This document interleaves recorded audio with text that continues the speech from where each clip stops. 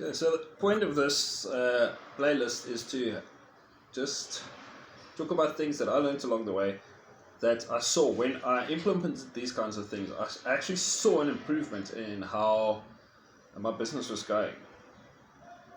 Obviously, I'm in the service business, so we run a handyman business and we have a contracting business. So there's I think no more client intensive service business because you dealing with so many diverse needs. It takes a lot to figure out what the client needs sometimes. Because when people find a handyman, they have some outlandish project sometimes, and no one else is interested in even touching it. The only one who's, I guess, well, some would say stupid enough, brave enough, daring enough to take it on would be the handyman, because he was supposed to be the jack of all trades. But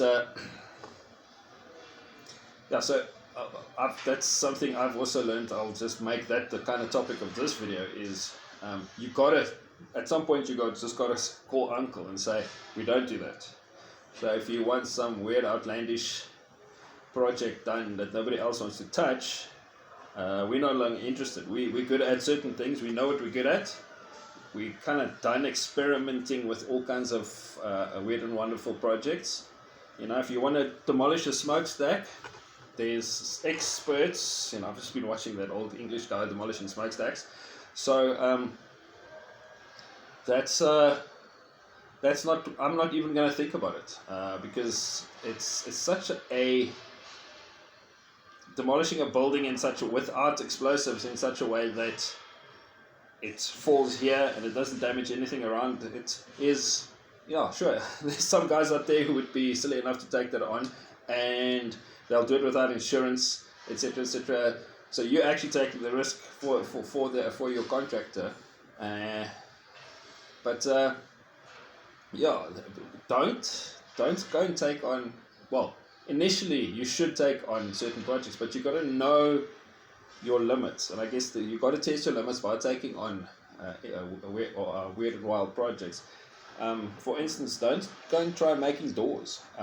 It seems simple, but it's not. I know guys who have lost big time. I know a guy who supplied doors he made in his backyard to a hotel, something like 40 doors, and all of them bought, and he had to return all that money. He was taken to court.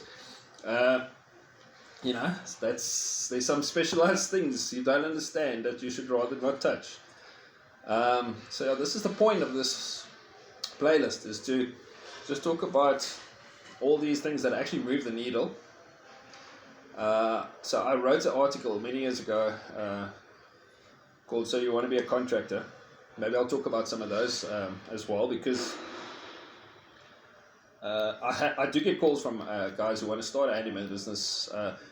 And normally how it starts is a guy phones me pretending to be a consumer, asking me for a price. And then I know this, I know the cues. I know when I'm talking to a contractor who doesn't know what to charge a client. So he phones me hoping I would give him a square meter rate so that he can know what to charge the client. And then I end up like saying to them, think long and hard about what you're doing here. Because you're taking on a lot of risk that you're obviously not equipped to deal with. So if you're gonna, yeah, that's another topic of discussion, is don't just use the market price. Who says the market price is right? Who says the market price is not completely deflated because the market's so bad and everyone's just scrambling to keep the staff working and not actually making any money? So then what's the point of being in business? So yeah,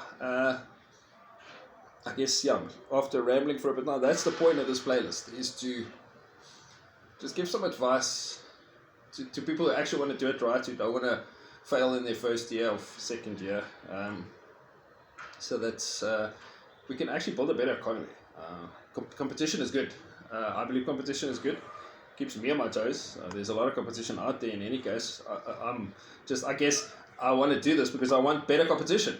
Because because the competition out there right now is shocking. So here we go.